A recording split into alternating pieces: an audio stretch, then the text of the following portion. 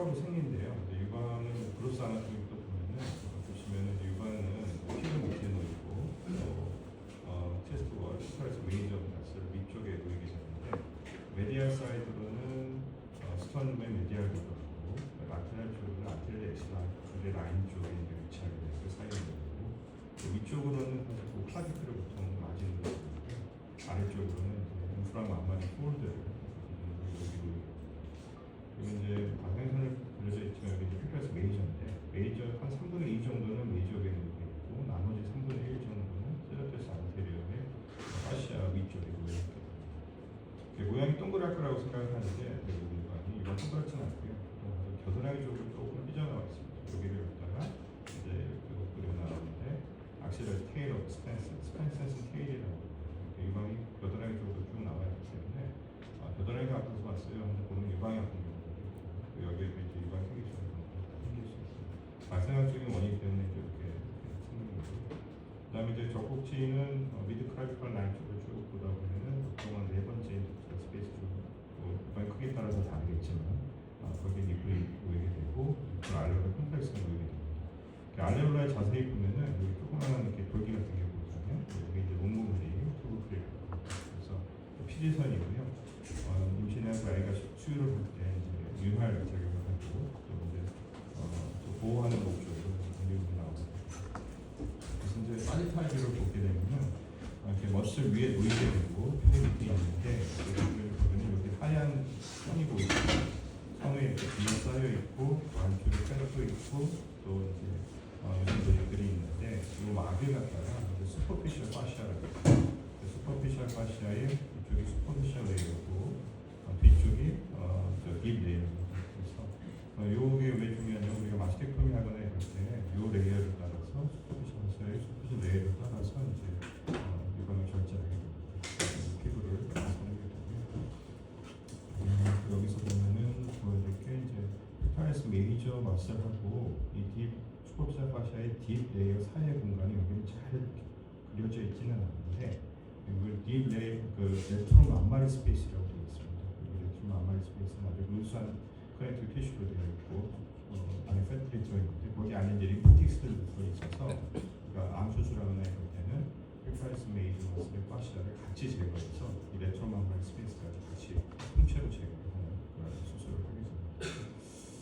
그리고 인프라만마리 폴드는 파시아하고 슈퍼피셜 캠퍼스 파시아하고 스카파스 파시아가 배쪽에 있는 게 다 모여 있어요. 그래서 여기가 딱 고정되는 위치입니다. 그래서 유방이 이렇게 이쁜 모양이 되는 거는 여기가 고정되어 있는 거죠. 다시 이제 또 유방 잘라서 들어가 보면은 유방을 보시다시피 이렇게 약간 포도송이처럼 여러 개의 롭이 구성되어 있어요. 이 롭들이 한 15개에서 20개 정도의 롭으로 되어 있고 이런 것들이 다 덕트들이 모여서 그 덕트들이 모아서 이제 리플로 나옵니다. 이 롭들을 자세히 보면 이게 포도송이처럼 생겼는데 안에 보면 포도 알 같은 게 보여요. 그게 이제 로뷸이거든요. 그래서 이제 다시 이쪽 그림을 보게 되면 피부를 벗기면은 이제 서브스탄스 팻이 나오고 그다음에 이 팻을 또 제끼고 나서 파시 안쪽으로 들어가게 되면 슈퍼시 파시 안쪽으로 들어가게 되면 이제 이 롭들이 보입니다. 그려지는 이렇게 롭이 있고요. 이 롭 안에 보면은 이제 로뷸들이 조그맣게 보입니다. 로뷸들이 보이죠. 이런 것들이 이제 여러 개가 모이게 됩니다. 그래서 이 로뷸 안에 또 보다 보면 이제 이 주변에 이제 커넥티브 티슈들이 다 있거든요. 그러니까 스트로마들이 있고 요 주변을 지지해주는 토퍼스 리가먼트 같은 것들이 지지를 해줘서 모양을 이루고 있는데 그런 것도 다 제끼고 보면은 여기 안에 보면 이제 세니, 알베올라이라고 하는데 실제적인 이제 모유가 만들어지는 그런 공간들이 나오게 됩니다.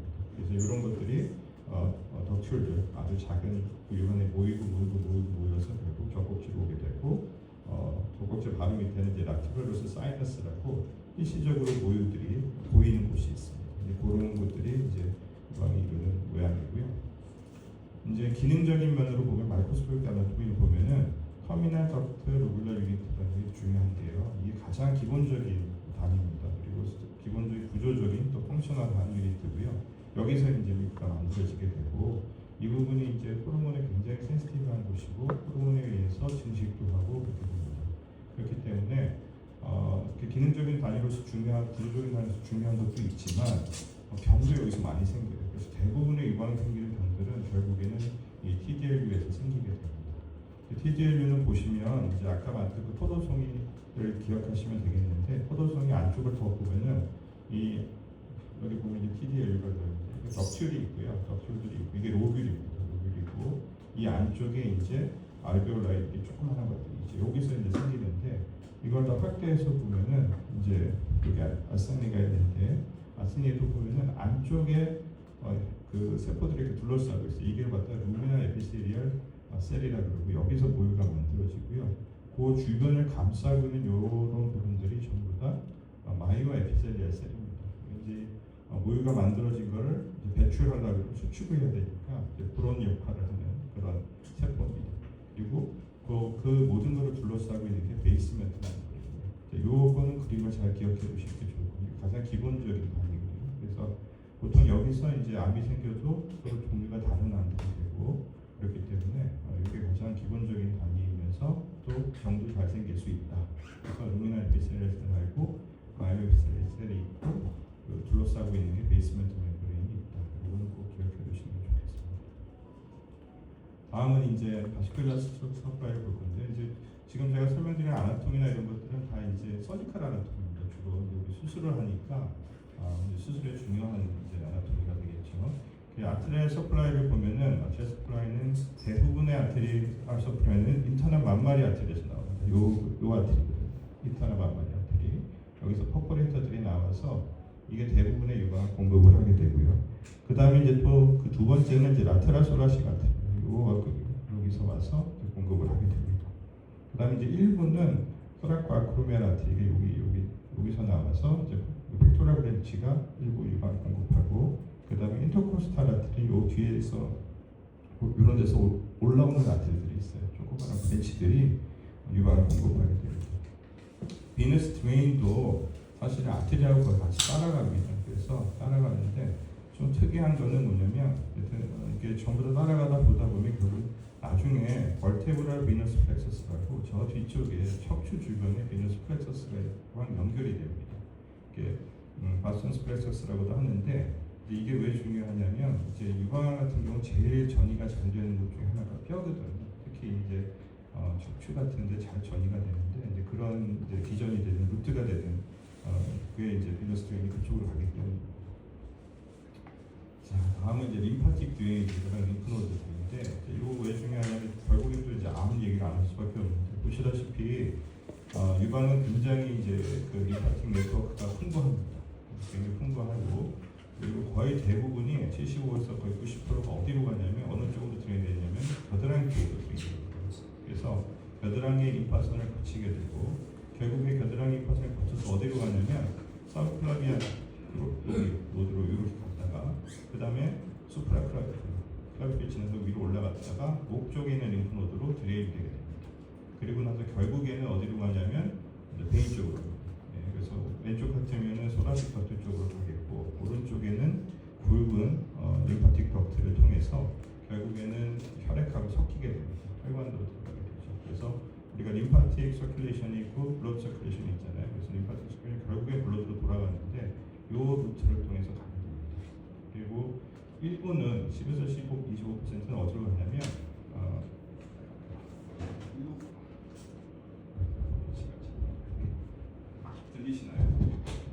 들리나요?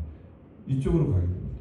그래서 인터널 만마리 노드 쪽으로 일부는 가게 되고 대부분은 위로 올라가서 여기서 들어가게 됩니다. 그리고 이제 따라 올라가는 도중에 이제 인터펙토랄 로드라는 게 있습니다. 로터스 노드라는 게 있는데 얘는 요건데요. 여기가 팩토리스 마이너고 메이저가 위를 덮고 있는데 요 사이에 있습니다. 인터펙토랄인데 얘는 뭐냐면 요 과정을 안 거치고 쇼컷 지름길로 바로 이렇게 갈 수가 있어요.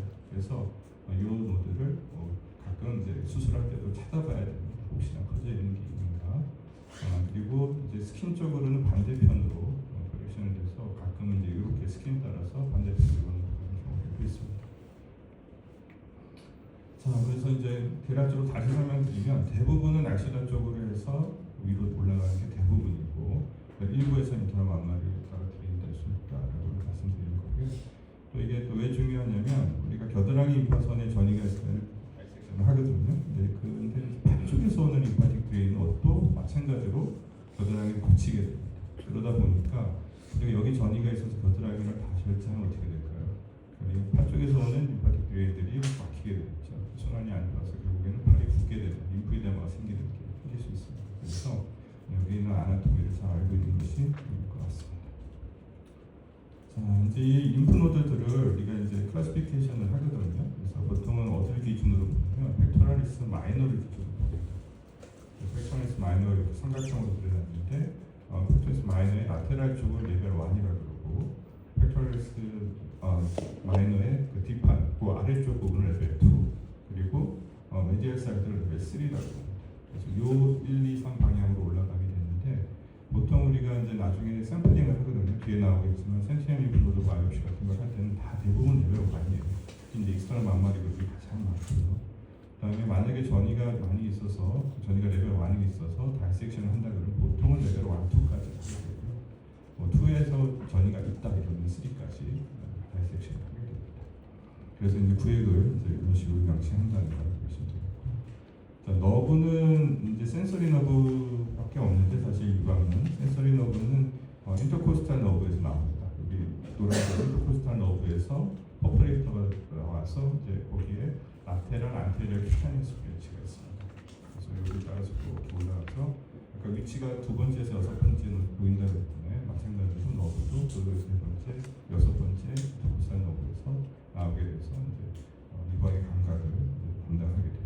그래서 만약에 이제 유방 결제술을 했다, 유방을 다 짜내냈다 그러면 사실은 그쪽 피부는 감각이 두껍고요.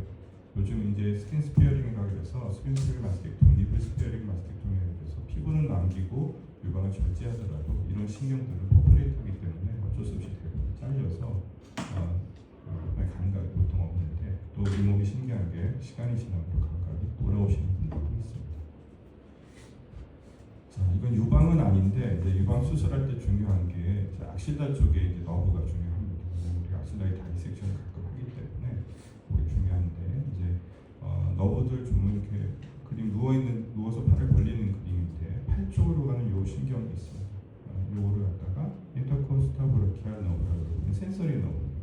이건 어디를 담당하냐면 겨드랑이 쪽하고 팔 안쪽에 있는 신경의 부위의 감각을 담당합니다. 그래서 만약에 이제 어쩔 수 없이 손상되고 또 경우에 따라서는 절제를 해야 되는 경우들이 있거든요.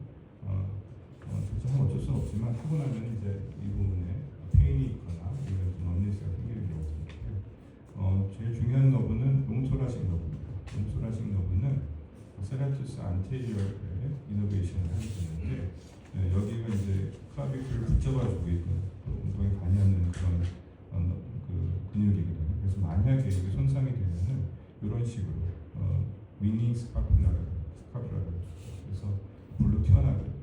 그래서 혼자는 이제 혈도파가 많이 떨어져서 에비덕션을 가거나 아니면은 팔을 들어올리는 일을 잘 못할 수 있습니다. 그래서 굉장히 심각하죠. 그래서 이거는 굉장히 반드시 엑스레이 디섹션 할 때 잘 살려야 되는 너브이고요. 소라코도잔 너브도 이거는 에비덕션이 아니라 어떤 팔 안쪽으로 인터널 로테이션 하는데 위크니스가 올 수 있고 메디얼 펙토랄 러브는 백신화 쪽에서 이렇게 프레스 메이저하고 마이너를 이노베이션 하는데 이게 손상이 되는 경우에는 아트로피가 옵니다. 그래서 가슴 근육이 답답해지는 그런 일이 생길 수가 있습니다. 그래서 러브는 옛날에 시험에 많이 나오고 그랬어요. 그 옷에도 근데 요즘은 모르겠네요. 그 다음에 이제 노멀 브레스트 디벨롭먼트 생리 쪽을 보게 되면 아시겠지만 유방은 이제 모유를 만드는 거죠. 모유를 수유가 궁극적인 목적이니까. 근데 이제 주로 호르몬에 의해서 많이 영향을 받습니다. 주로 에스트로겐은 이제 덕트에 프롤리퍼레이션에 관여하고 프로게스테론은 로뷸리나 또 일부 스트로마에도 증식에도 영향을 주는 것으로 알고 있는데 호르몬의 영향을 받다 보니까 발달 과정 테너스테지에 따라서도 유방이 많은 변화가 있습니다. 임신하고 수유가 이제 사실은 완성형인데 그 과정 중에 보면은 호르몬이 발달하는 따라 덕트도 늘어나고 로뷸들도 많이 발달하게 되고 나중에 폐경이 되고 나면 덕트도 줄어들고 다 뺏으로 바뀝니다. 빨고스 티슈도 바뀌고 뺏으로 바뀌게 되는 과정을 겪게 돼서 유방은 자연스럽게 시간에 따라서 나이에 따라서 이렇게 변한다 이런 것이 같고 또 뿐만 아니라 이제 여성에서 가임기 여성에서는 생리 주기에 따라서도 유방이 계속 변합니다. 그 유방이 가만히 있는 정적인 관계가 있지만 호르몬의 영향을 받아서 자궁만큼이나 계속 변하는 장이다라고 이해하시면 되겠고, 이런 과정에서 여러 가지 유방의 증상들이 나타날 수 있습니다. 그러니까 배란하고 나서 생리 직전에는 통증이 많이 부풀어 오르고 수분 저리도 되면서 통증이 유발될 수도 있고, 또 이러는 과정에서 아까 말했던 그런 PGL들의 여러 가지 변화가 생기면서 모록이라든지 시스트라든지 그런 결절들이 생길 수도 있고 생겼다 없어지기도 하고 그렇습니다. 그래서 이런 변화 과정에서 생긴다는 걸 잘 이해했으면 좋겠고요. 흔한 증상들은 어떤 게 있는가 살펴보면, 이제 병원에 오는 환자분들이 대부분 호소하는 것들이 뭐가 만져진다, 아프다, 분비물이 나온다, 변했다, 검지는 데 이상이 있다라는 그런 호소들이 가장 많습니다. 근데 대부분 생각하는 게 이제 암이 아니냐는 거죠. 그런 두려움을 갖고 많이 오게 되는데, 그래서 어떤 것들이 있는지 한번 좀 살펴보도록 하겠습니다. 일단 아프다 그러면은 크게 보면은 호르몬 요인이 제일 많고요.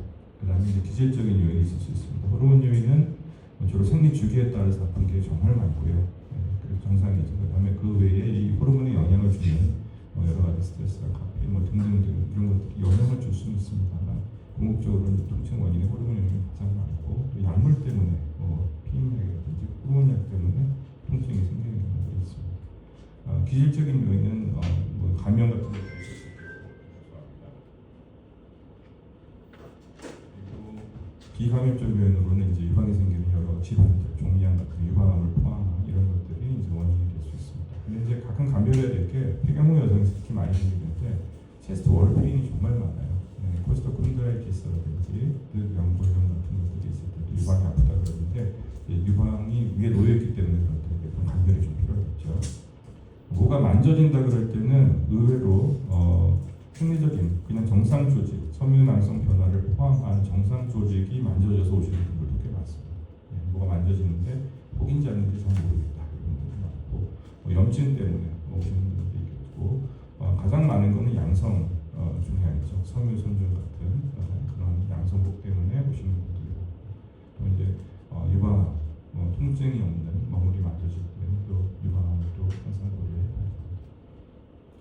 분비물 같은 경우는 수유가 분비물을 할 수 있겠고, 생리적 분비류 분비물은 이렇게 가락토리아 같은 것도 있을 수 있겠고, 병적인 유효 분비물은 요거는 좀 알아두셔야 되는데 위에 적어놨는데 지속적이고, 그 다음에 스폰테니에서 짜지 않았는데 저절로 나온다거나 불안에 묻어 있거나 이런 거고, 한쪽에서만 나오는데 싱글 덕트로 나오고, 나올 때는 블러드나 시러스나 이렇게 블러디하게 나오거나 아니면 시러스가 이런 경우를 우리 병적인 분비물이라고 합니다. 만약에 했는데 투명하지만 노랗게 나온다거나 아니면 여러 군데서 나온다면 사실은 그렇게 병적인 게 아니고, 또 계속 짜서 나온다 그러면 보통혈증은 아닙니다. 계속 자극을 주면 또 나오는 겁니다. 그래서 한 번 나오기 시작하면 자꾸 또 나오나 안 나오나 또 짜보고 막 그러시는 분들이 있어요. 그래서 그렇게 되는 건 병적인 건 아닙니다. 이렇게 나와야 이건 병적인 거고, 그럼 그런 거에는 어떤 게 있느냐? 가장 흔한 거는 유관내 유두종이 있습니다. 유관내 유두종 유관하지 않습니다. 그 양성병들 이런 거 반드시 제거 안 해도 되는 거고, 또 염증이 있을 때도 유관주의염이라든지 좀 나올 수 있고, 이제 걱정하는 게 이제 많지는 않지만 유방암이죠. 유방암 때도 분비물이 나올 수 있어서 잘 감별을 해야 되겠습니다. 자, 그럼 이제 어떤 증상이 나타났는데 그럼 진단은 어떻게 되느냐? 살펴보면 이제 크게 세 가지입니다. 클리니컬 브레스트 익션, 소리 듣고 보고 만져봐야 되고요. 이미지 스타디 반드시 해야 됩니다. 가장 대표적인 두 가지는 맘모그래피하고 울트라소노그래피입니다. 그 외에 도움이 되는 MRI라든지 다른 것들도 있습니다.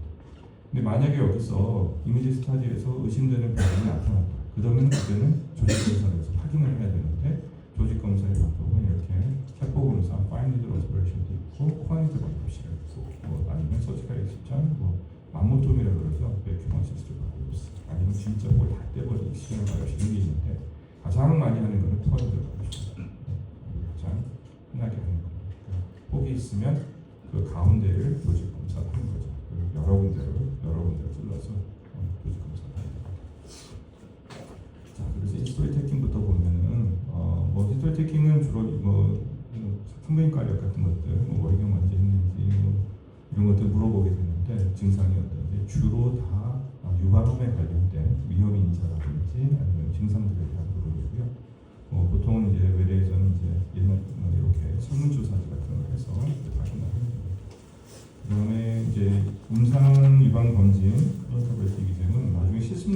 아마 쓸 때도 하게 되고 할 건데 간단하게만 보면은 테이킹하고 먼저 인스펙션 해야 됩니다. 인스펙션 할 때는 가벼운 그냥 편안한 자세로 앉아서 유방의 모양을 대칭인지 들어간 데는 없는지를 보고요.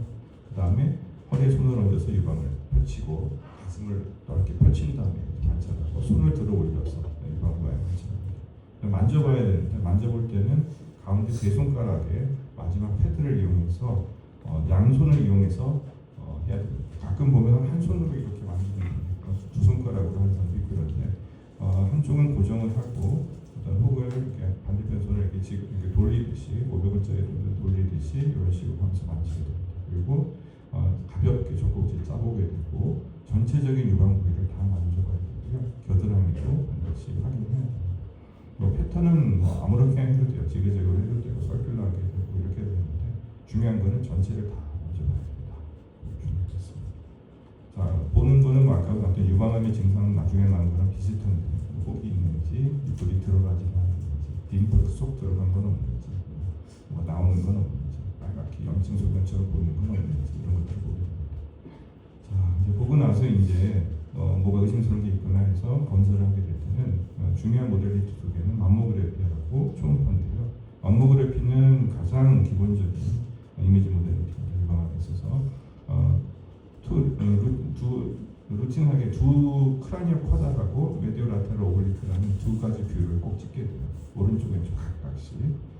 이제 스크리닝에 주로 사용하기도 하고 다이agnos틱도 반드시 중요한데 다른 검사와 달리 이거 자체가 유방암의 모탈리티를 감소시키는 그런 결과를 갖고 있는 모델리티입니다. 그러니까 조기 검진하게 되고 이러다 보니까 이 맘모그래피 자체가 사망률을 줄이는 그런 의미 있는 요인이 되기도 합니다.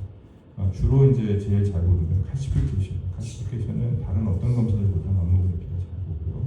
그 다음에 이제 만약에 그냥 아주 마이크로 칼시피케이션 잘 애매하거나 아니면은 에시메트리 한쪽에는 뭐가 있는데 반대편은 없을 때 그거를 정확하게 보기 위해서 그 부분만 확대해서 찍는 확대 촬영, 마그니피케이션 뷰나 컴프레션 뷰 같은 것들도 맘모그래피에서 활용할 수 있는 그 안에서의 또 다른 모델입니다. 단점이 있다면 브레스트 덴시티의 영향을 너무 많이 받습니다. 유방이 단단한 사람은 굉장히 제한적으로 사용할 수밖에 없습니다. 그래서 주로 동양인 같은 댄스 브레스트를 하는 동양인이나 아니면 젊은 여성들에서는 맘모그래피가 조금 역할을 다 못하기도 합니다. 이렇게 이게 2D 맘모그래피 대표적인 모델인데 크라니오 쿼드라피로 이런 식으로 되어 있고 메디오 라테럴 위에서 아래로 꾹 누르고요. 옆에서 약간 비스듬하게 이렇게 눌러서 사진 찍게 됩니다. 무지 아픕니다.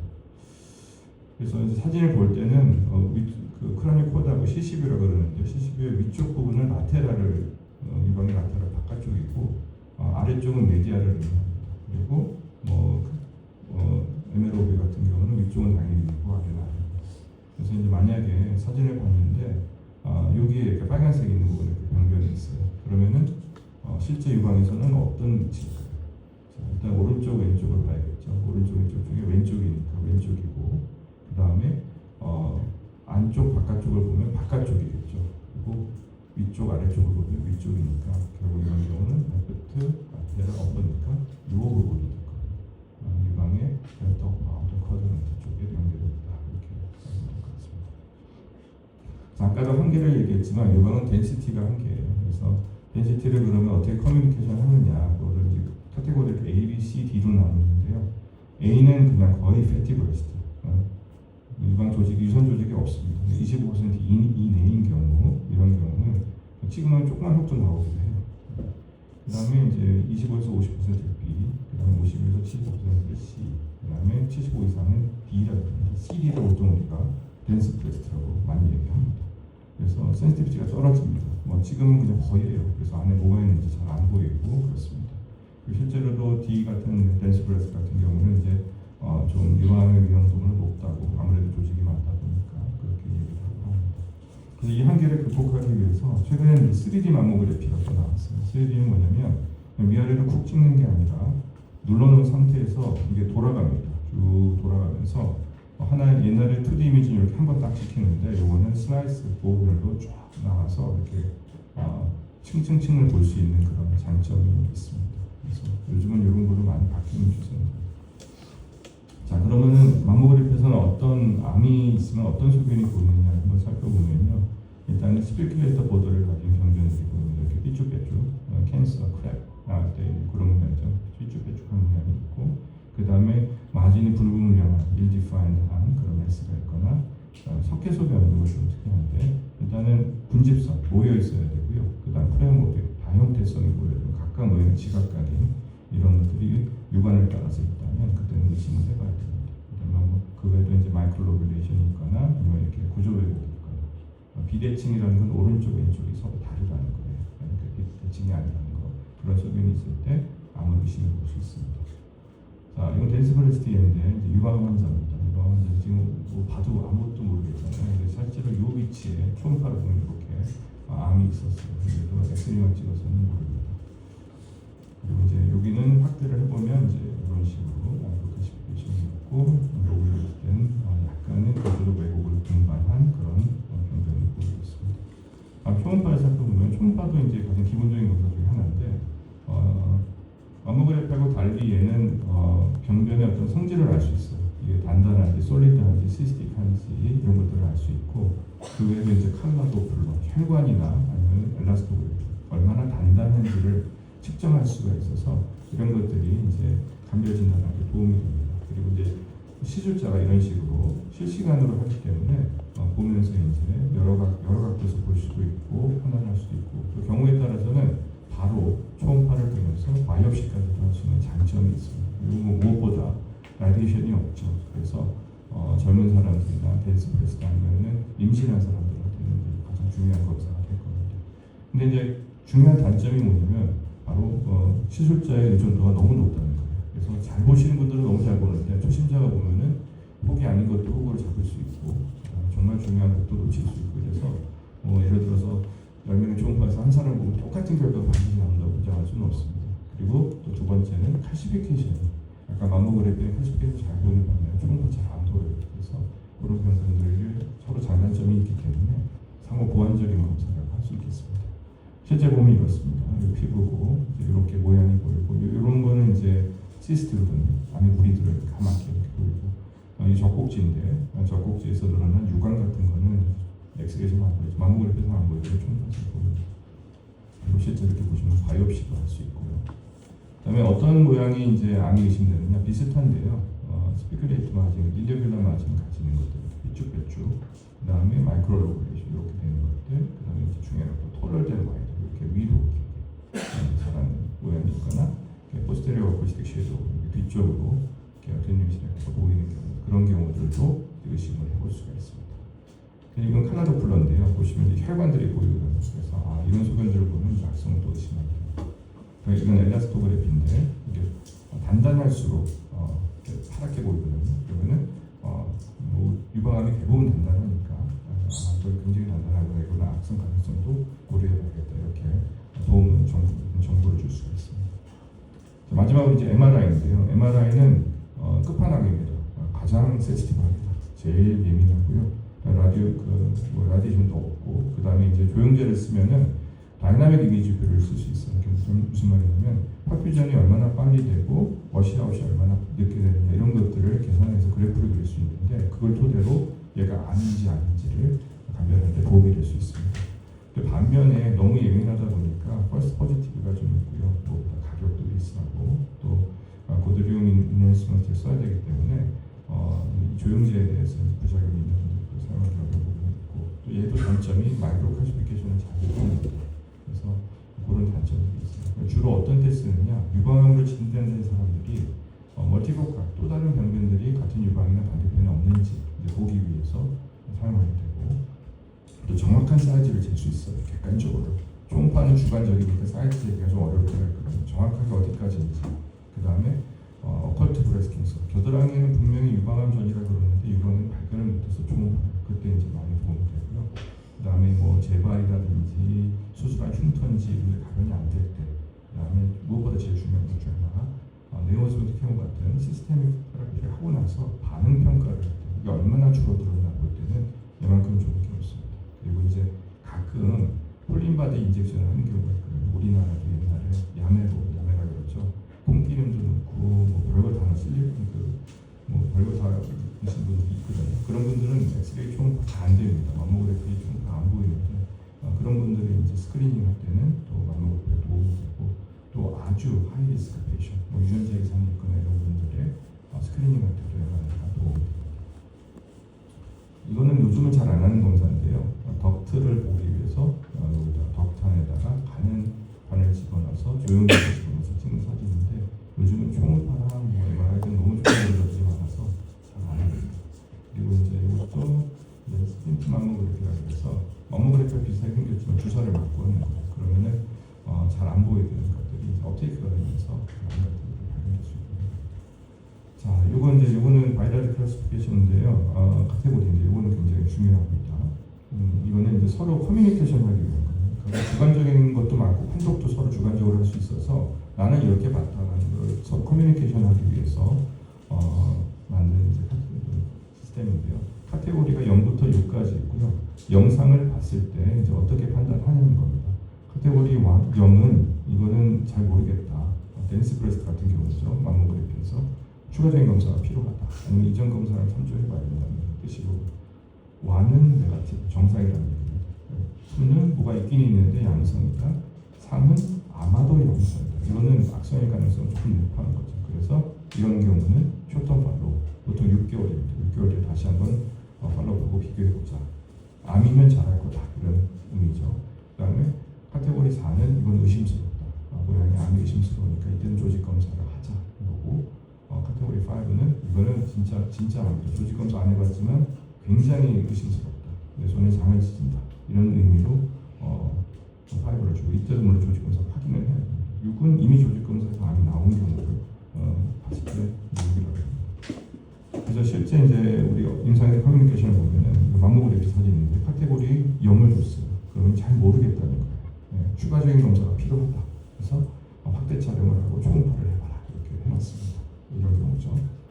자, 그 다음에 이 환자 같은 경우는 프라버벌리 비난, 뭐가 많이 있는데, 혹들이 많이 있는데, 롤라우 파이브라든가 아마 양성 종양인 섬유선정 같다. 이럴 때는 카테고리 3 줍니다. 그러면 이건 6개월 뒤에 한 번 더 보자.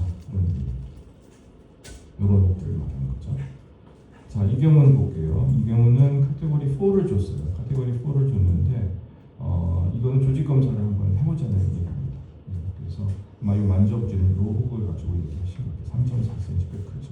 그래서 이 혹인데 이거 암일 가능성도 조금 의심되니까 조직 검사 해보자는 뜻입니다. 그래서 이런 걸 커뮤니케이션을 잘 알고 계셔야 됩니다. 이거는 반드시 알고 계셔야 됩니다. 그래서 중요한 건 아까 카테고리 4 이상은 바이옵시를 해야 된다. 자, 그럼 이제 이거 보시면 일반 모양인데 사실은 그림자잖아요. 그래서 어차피 우리가 보는 영상은 다 그림자이기 때문에 의심스러우면 확증을 해야 됩니다. 조직 검사하는 방법인데 이런 방법들이 있죠. 그래서 파인 니들 어스퍼레이션은 간단해요. 그냥 마취도 필요 없고 바늘로 찔러서 이렇게 세포를 부스러기를 빼내서 슬라이드에 묻혀서 보게 되는데 편하고 싸고 좋긴 하지만 정확성은 떨어집니다. 아무래도 세포 부스러기를 가지고 판단을 해야 되니까 어렵죠. 그래서 아까도 말씀드렸지만 제일 많이 쓰는 게 코어 니들 바이옵시. 코어 니들 바이옵시는 이렇게 혹이 있으면 코어 중앙 심부를 찌릅니다. 찌르는 게 이제 블레이드가 2개죠. 하나가 딱 들어가고 또 다른 블레이드가 들어가면서 요 공간에 있는 티슈를 요 공간의 티슈를 요만큼 떼내는 거예요. 요걸 가지고 이제 판독을 하겠습니다. 요게 가장 많이 쓰이고요. 그 다음에 조직을 좀 많이 얻어야겠다 할 때는 베큐um 어시스트 바이옵시, 진공 보조 흡입 생검이라고 합니다. 여기 들어가서 여기서 진공 흡입이 됩니다. 흡입이 되면은 이렇게 딱 달라붙고 요 안에 이제 그때 로테이팅 돌아가는 칼날이 쥐 나오면서 요만큼을 잘라냅니다. 그래서 이렇게 잘라내고 요 나온 조직 가지고 판단하는데 보시면 이렇게 조직이 커요. 그러니까 조직이 조금 있을 때보다 훨씬 정확하겠죠. 근데 우리나라 사람들은 참 기발한 게 원래는 조직 검사에 못 나왔는데 이게 여러 번 하다 보니까 이게 혹이 없어져 버린 거예요. 그래서 양성혹들 꼭 제거 안 해도 그러니까 뭐 암으로 되지 않는 양성혹들 좀 불편하다 이러면은 구멍 하나 뚫고 다 갈아낼 수 있네 해서 이제 우리나라에서는 맘모통을 이용한 양성 종양 절제술이 굉장히 많이 유행해서 역으로 미국 쪽에 이제 다시 허가를 받고 그쪽으로 가는 그런 현상입니다. 보시면 이제 조직의 양이 다르죠. 파인 니들 어스피레이션하고 코어 니들 바이옵시, 베큐um 그냥 혹을 다 떼는 조직의 양이 많을수록 진단은 정확해지겠죠. 요거는 아직 보고 넘어갈게요. 이거는 이제 절대 생검하는 건데 보통 이렇게 유를 따라서 이렇게 절개를 절대선을 놓고 흉터 때문에 이게 만져지는 흙이 있으면은 요거는 그냥 이렇게 떼는 겁니다. 그래서 절개를 놓고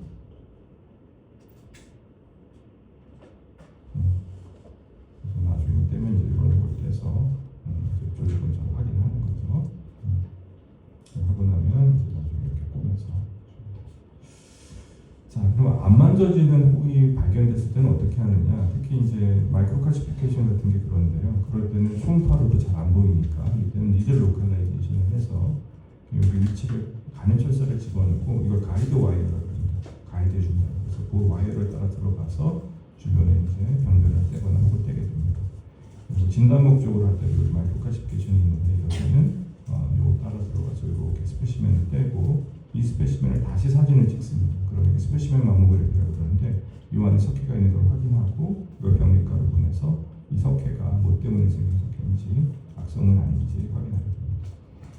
이제 최근에는 이제 그거를 옛날 수술을 많이 했는데요. 요즘은 이런 경우 수술 별로 안 하고 이제 스테레오타틱 백큐머시드 바이오시라는 게 있습니다. 이거 뭐냐면 이렇게 앉아서 요즘은 또 컴퓨터 장비가 잘 되어 있어서 점만 딱 찍으면 이런 요 백큐 어시스트 바이오시들이 기계가 이렇게 움직여서 위치를 바로 찾습니다. 사실 쑥 들어가서 그 주변에 있는 석회를 떼고 떼낸 석회를 사진 다 찍어서 확인되면 조직 검사를 확인하는 경우가 있습니다. 그래서 옛날에는 수술할 걸 요즘은 고수 맞지만 대부분 바이오시 하게 됩니다.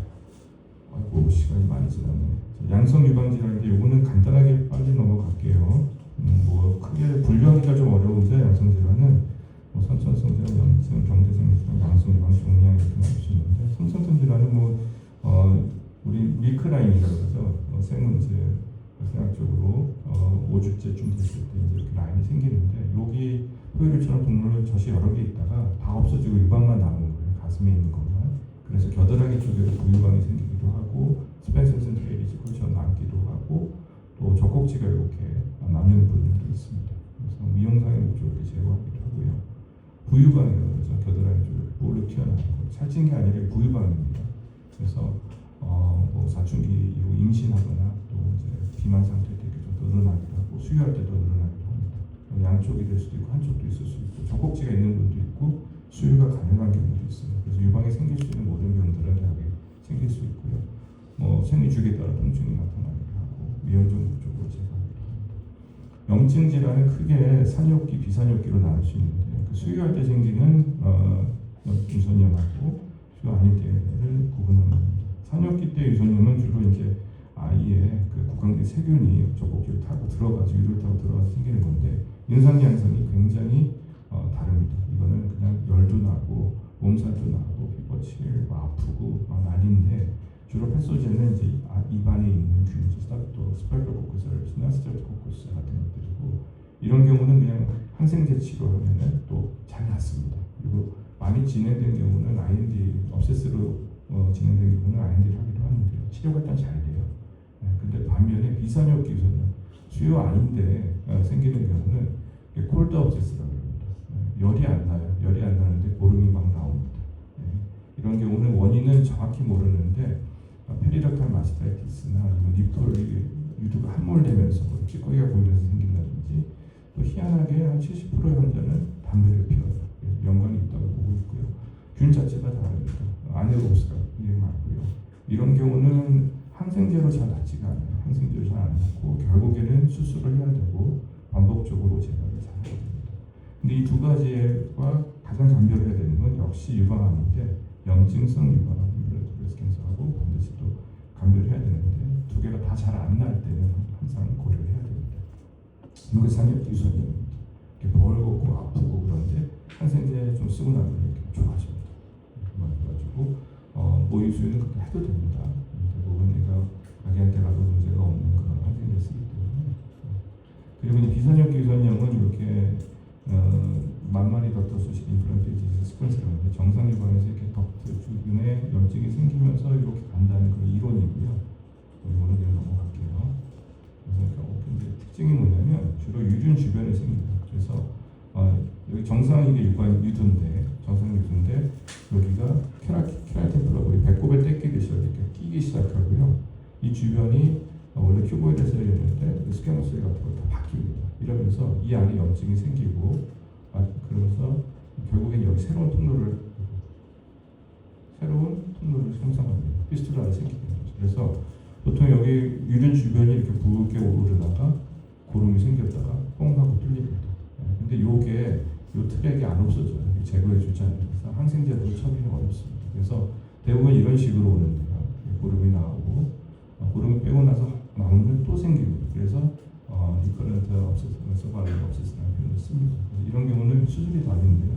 결국 열어서 그 연결된 트랙을 다 제거해줘야 됩니다. 근데 이제 가끔 이런 식으로 염증성 유방암이 있어요.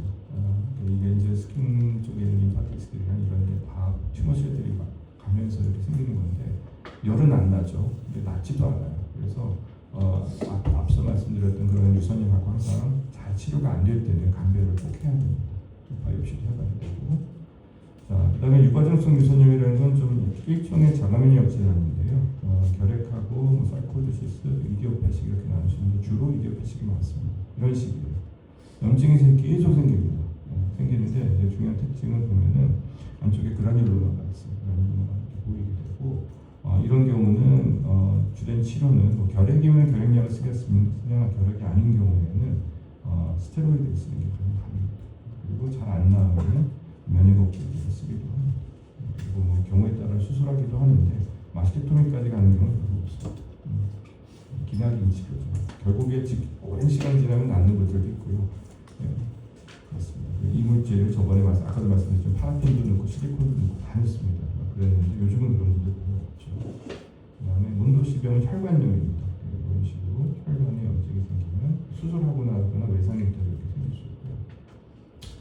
지방계사가 몇 년 전에 국가고시도 나왔죠. 이 뭐냐면 머물이 만져졌는데 여기가 초음파상에서 피부고 여기가 피하 지방이고 여기가 유방 조직입니다. 근데 보면은 머물이 여기 있죠, 그렇죠? 히스토리에 보면 반드시 외상이 있어요. 노인이 넘어지는 팩티브레스트가 외상이 생겼는데 나중에 사진을 찍어보면 꼭 마치 암처럼 보입니다. 사진상에는 스플레이트 메스가 보이거든요. 근데 초음파를 보면 구분은 가능해요.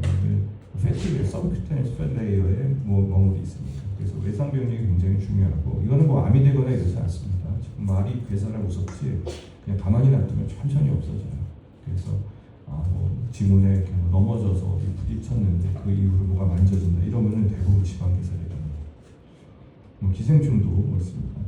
그다음에 이제 변태생리학 질환으로는 파이브로시스틱 체인지가 있는데 이거는 옛날에 파이브로시스틱 디지즈라고 했었어요. 근데 이제 병이 아니기 때문에 파이브로시스틱 체인지라고 말을 바꾸는데 병리과 의사 입장에서 보면은 그냥 시스트므로 이 시스트에 있고 파이브로스 단단한 조직 이런 것들이 뭉쳐 있는 거를 그냥 파이브로시스틱 체인지라고 하고 영상외과 선생님 보기에는 그냥 댄스 브레스트입니다.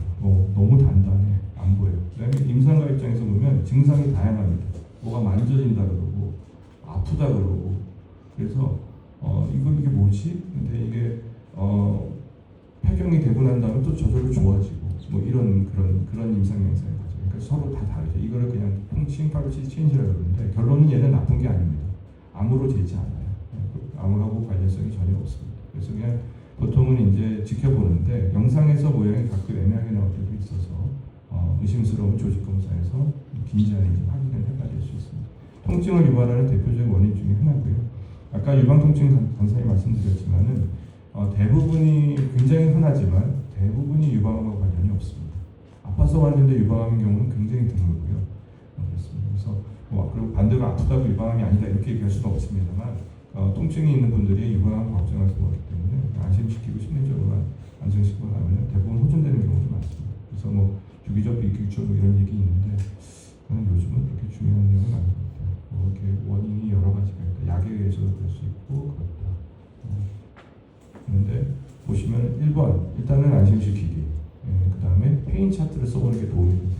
내가 배란일 때 이후부터 아프고 생리 끝나면 나아지는구나.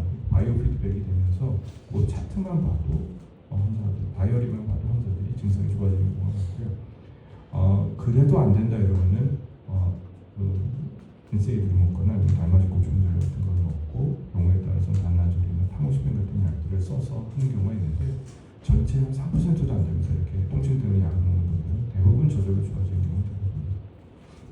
여기 이제 비주얼 안 나오고 있고요. 그다음에 자이네코마스티아 남자인데 여자처럼 유방암이 아이고 시간이 좀 애매하네. 그냥 바로 갈까요? 아니면 쉬었다 갈까요? 바로 갈게요. 그냥 빨리 갑시다. 빨리 끝냅시다. 자이네코마스티아는 여성형 유방이라고 그러죠. 한쪽에 생길 수 있고 양쪽에 생길 수 있는데 뭐 신생아 때도 생기고 사춘기 때, 그 다음에 50대 이후에 이렇게 생기게 됩니다. 그래서 만져보면은 이렇게 젖꼭지 아래쪽에 이렇게 만져져. 반면에 유방암, 남자도 유방암이 있거든요.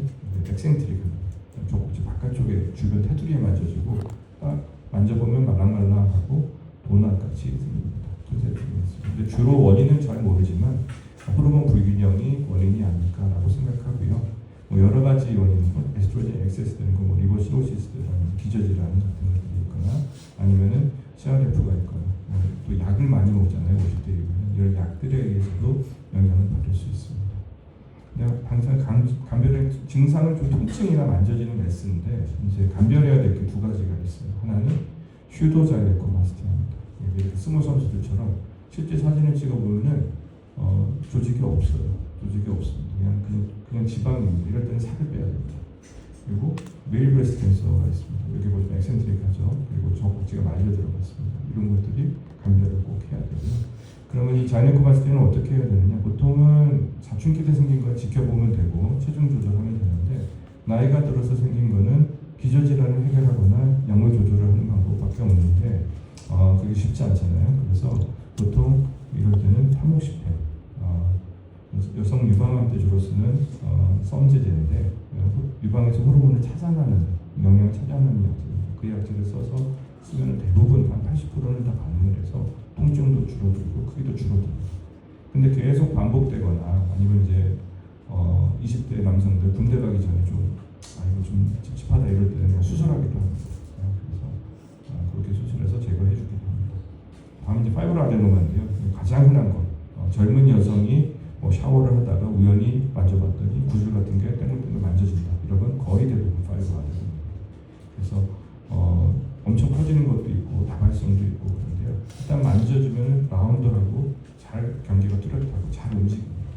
그래서 얘는 암으로 변하거나 이런 경우가 거의 없기 때문에 꼭 반드시 제거는 아닌데 자꾸 커진다거나 불편하거나 이럴 때는 제거하거나 아까 말씀드린 대로 마모통 같은 걸로 제거하기도 합니다. 필로데스투면은 이것도 이제 파이브로아데노마의 사촌입니다.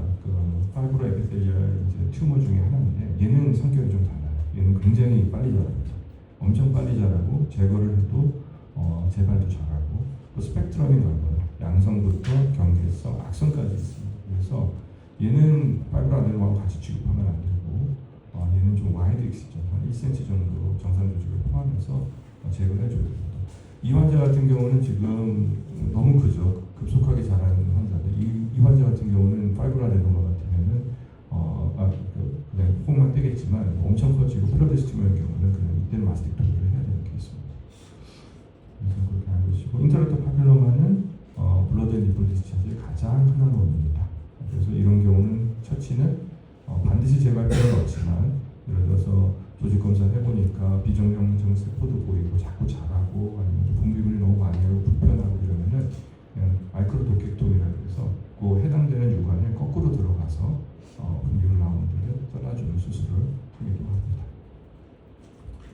자, 그 다음에 이제 유방암이 될 때는 아까 이제 그림 그렸던 거 기억나시죠? 여기 이제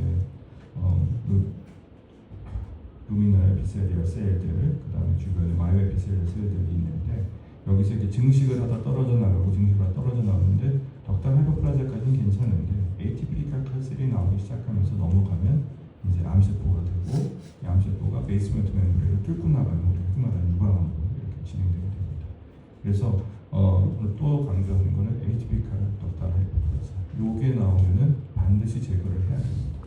여기서부터가 기점입니다. 얘랑은 종이 한 장이고 그래서 요런도 위험도가 점점 증가한다 이렇게 알고 계시면 될 것 같고 그래서 양성 질환을 볼 때 어떤 위험도 측면에서 볼 때는 이렇게 암에 대한 위험이 없는 거, 약간 있는 거, 매우 높은 것들이 있는데 그 중에 하나가 ATP가 덕담하이퍼플라지아입니다.